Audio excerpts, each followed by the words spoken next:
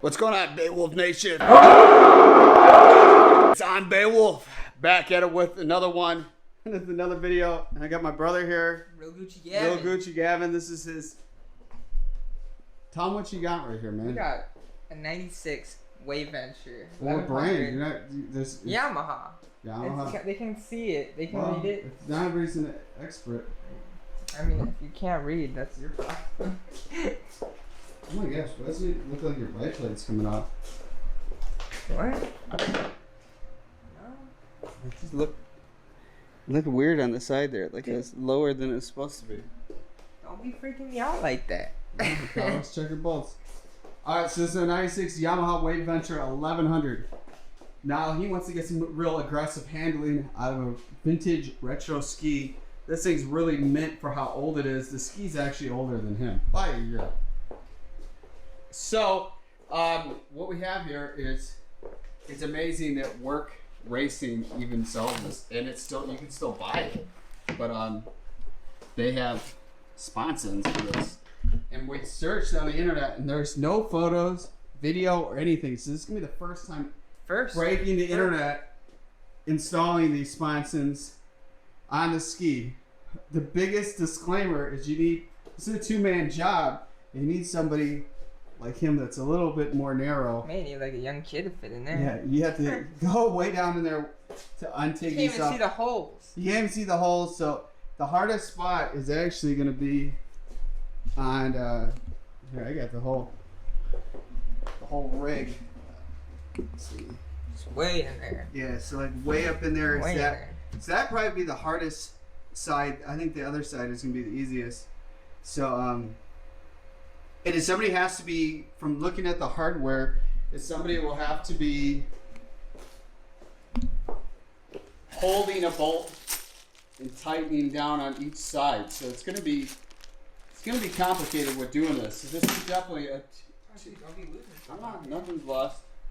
Two-man job. Then you got to get marine silicone. You got to put it all around this, and we'll show you when we get to that step.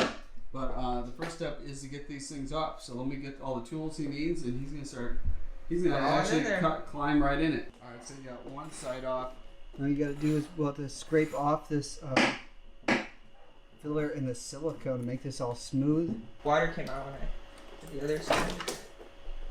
Look, it's like a little tadpole. It's crazy how much water gets in there. So what you want to do is use this scraper like this.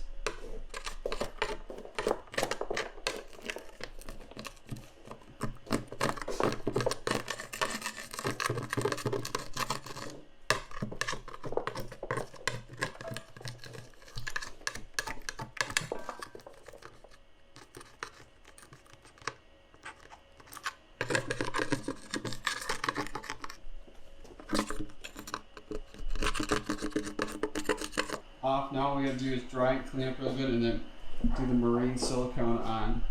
I clean the sides of these, and I use Chemical Guy's Boat Wipe Down. You can find this on my Amazon store. That's amazon.com/shop/IamBeowulf. And I did that side. He's checking it out, and I did that side. So then, well, you can see that's like the original color of the boat. Yeah, no, it's pretty crazy. It's crazy how it is, like how much it's, well, you can almost feel it, like, do you see how there's like a film from that? But it's like unbelievable what it originally, how white it was. We'll have to fix this sometime. Looks like it hit real hard right in there. Well, that's how it was when I got it. Yeah, I'll do a whole video showing we repair a little fiberglass. Alright, so next step is figuring this out. This would be for this side. Right here, it would be for this side. And what to do, marine silicone.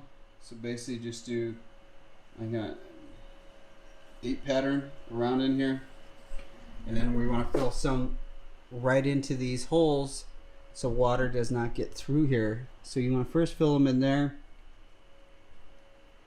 And then he'll be the inside tighten the bolts, and I'll be tightening from the outside. But we first want to get these lined up. So it's almost like baking a cake, I guess.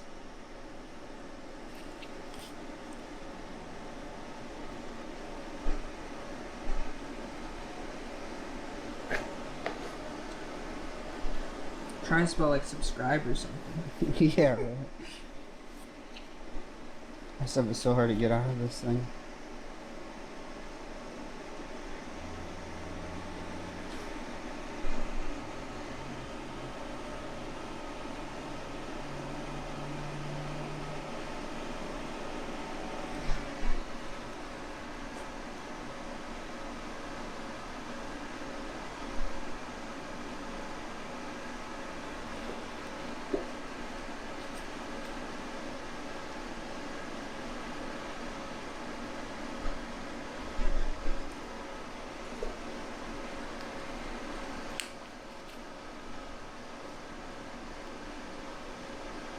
It's always good to have good ventilation too. Garage door open, fan going.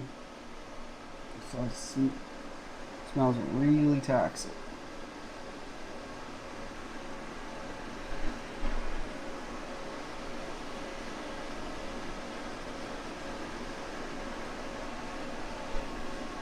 You don't want to get any in the holes here. That's pretty good. Set this right here, and then I filled in. I already filled in the holes right there. Actually, another smart idea would be doing. Just film this. Besides filling in the holes, it would do exactly like what it was done before.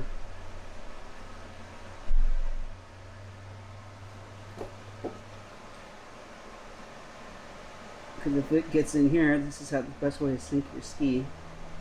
You could have a little leak. Well, load it up, man. You don't be sinking out there. Alright, so a little bit of work. We got the plate on that side and on this side. Now the big thing when you install this is you're going to go out the first time, ride for 15 minutes, and you have to recheck these bolts again and tighten them if they're needed to be tightened. With it, you definitely have ventilation going. That's the bag of the marine silicone. It's super strong. With the smell, I got fan just going, garage door open. So then the next step is to put on the actual sponsons that are in this box right here, and let's get them on and see what it looks like. So this is what they look like. So this is more in the race setting, where it's the farthest down. If your first time ever getting sponsons, I would have it up and then practice coming down. But I think he's ready for it to be in a race mode. What do you think? Oh yeah. So what sponsons do will help more stability going straight, and especially with cornering. So really, the next time he goes out, the ski is going to handle a lot different than it did before. And it looks super sharp with these too. So these are what came off right here. So these just kind of came out straight out. I think this was the side, right? This has to be one of the left or right. Right? Yeah, the right one. And yeah. So the big thing is that these go farther down coming. What do you think, man? You got your first set of sponsons. You did it, man. How hard of work was it? So you gotta crawl in it, man. Crawl in it. Well, we got it done, and definitely if you're in the market, I don't know how many of these this company might have left of this. We could have gotten the last one that existed. The Wave Raiders use the same one. But you don't know how much, they're not probably selling these left and right. Yeah. They're like brushing off the dust. It's like Ghostbusters. We got one! We're getting the bell. You don't think so? Yeah. They'll be like, we got one! I figured to film the whole video showing how to install this. And I wouldn't say this thing is impossible to install.